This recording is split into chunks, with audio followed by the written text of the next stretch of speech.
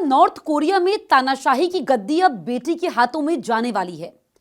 Kim Jong Un के बाद north Korea पर कौन राज करेगा, यह सवाल सालों से दुनिया पूछती आ रही है, क्योंकि इस देश में जनता वोट देकर नेता नहीं चुनती, बल्कि सत्ता एक ही परिवार में पीढ़ी दर पीढ़ी चलती आई है। अब जो संकेत सामने आ रहे हैं, उनसे लगता है कि अगला नाम पहले से तय है। किम जोंग उन की बेटी यानी किम जू ए। हाल ही में किम जू ए ने अपने दादा किम जोंग इल और परदादा किम इल सुंग की समाधि स्थल का सार्वजनिक रूप से दौरा किया। ऐसा पहली बार हुआ जब उन्हें इतने अहम मौके पर सबके सामने देखा गया। नॉर्थ कोरिया की सरकारी मीडिया ने इस दौरे की तस्वीरें जारी की। इन तस्वीरों में किम जोंग उन के साथ उनकी बेटी जूए भी नजर आई। नॉर्थ कोरिया जैसे बंद देश में ऐसे फोटो और वीडियो बहुत सोच समझकर दिखाए जाते हैं, इसीलिए इन तस्वीरों को एक बड़ा राजनीतिक संकेत माना जा रहा है। नॉर्थ कोरिया पर दशकों से किम परिवार का शासन है।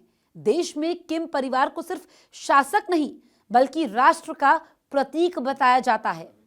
किम जोंग उन से पहले उनके पिता किम जोंग इल और दादा किम इल सुंग ने देश पर राज किया। किम इल सुंग को नॉर्थ कोरिया का संस्थापक माना जाता है। आज भी किम जोंग इल और किम इल सुंग को शाश्वत नेता कहा जाता है।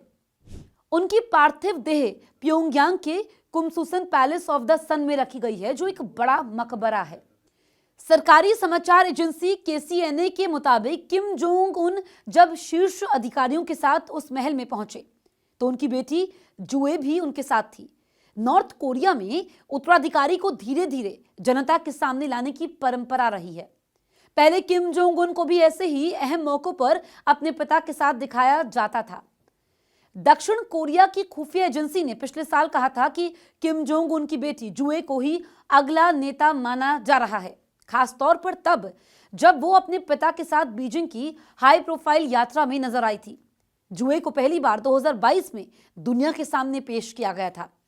उस समय वो अपने पिता के साथ इंटरकॉन्टिनेंटल बैलिस्टिक मिसाइल के परीक्षण को देखने गई थी। ये कोई सामान्य पारिवारिक कार्यक्रम नहीं था, बल्कि नॉर्थ कोरिया की सैन्य ताकत दिखाने का बड़ा मौका था।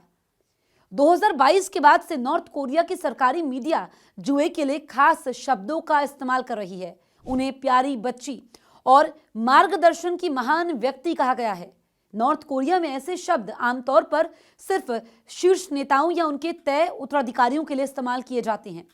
तो सवाल अब यही है कि क्या नॉर्थ कोरिया की अगली तानाशाह एक महिला होंगी?